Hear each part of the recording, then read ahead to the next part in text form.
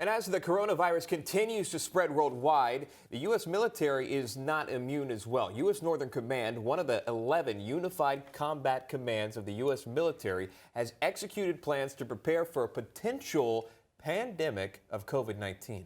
Earlier this month, Defense Secretary Mark Esper approved an executive order to initiate pandemic plans, including preparing for widespread outbreaks and confining service members with a history of travel to China.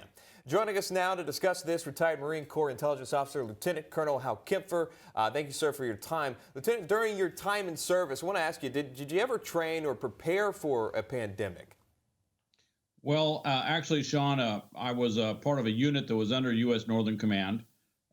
We looked at every type of hazard and disaster, but then I came back in a civilian capacity, actually as a subject matter expert trainer, and trained U.S. Northern Command around 2006 on how to prepare the United States from a civil military standpoint for pandemic influenza at that time. That was the primary focus. And can you kind of describe what that preparation looks like to prepare for something like a major coronavirus spreading across the U.S.? Emma, it's a lot of work. It's basically we had experts come in from different disciplines, different organizations, obviously medical experts who come and explain the nature of the virus, nature of contagions, nature of how it spreads.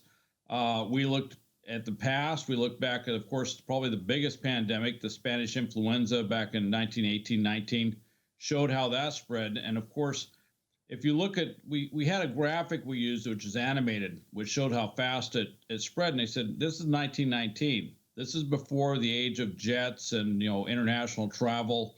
And look how quickly it spread. And it was somewhat eye-opening for everyone there. But also, the issue with pandemics is there's only so much we can do. It's different than other things. We can throw a lot of resources at it, but we also have to deal with the fact that the nature of the virus is the nature of the virus. And we can take protective measures, but we can't go in there and just make it stop. It's going to stop when it stops, or when we find a vaccine or some sort of perfect or really good treatment for it. And that can take a long time. There's a question here about the numbers coming from China, and there is a high number of what you call false negatives based on a report that we found here. Is that a concern as far from a military standpoint that this may be bigger than we think? Well, Sean, I'll tell you, U.S. Northern Command, and also in the Pacific, what's called Indo-PACOM, Indo-Pacific Command, which is another organization I worked for in uniform. Both of them, which covers China, both of them are looking at these numbers. Initially, back in December, the Chinese basically tried to deny that there was a problem. And of course, that was somewhat famous. And then they came out and said there was a problem. I have to tell you, for some time here, we've been thinking their numbers were particularly low, that they were underreporting, also that they completely outstripped their testing capability, so they didn't know who had it.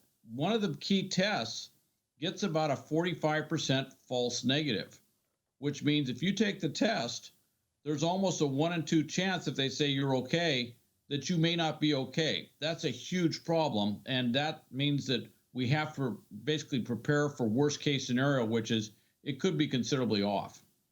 At the same time, if those numbers are a lot worse than what we're hearing, would that mean we might have some sort of increased border security for people entering our country from China or other affected areas? Would we see more military in hospitals making sure that people were tested? What would that really look like? There's a lot of different scenarios. You'd see more if it got really big, and you'd have to have a lot of infections. You might see more military presence.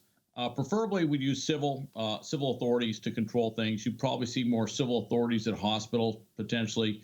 You might see some military presence at points of entry. Obviously, China is where the main outbreak is, so we're already pretty much restricting anything that comes in and out of China, but you would see further restrictions on that. And then, of course, the other issue is supply chain. It's not just people.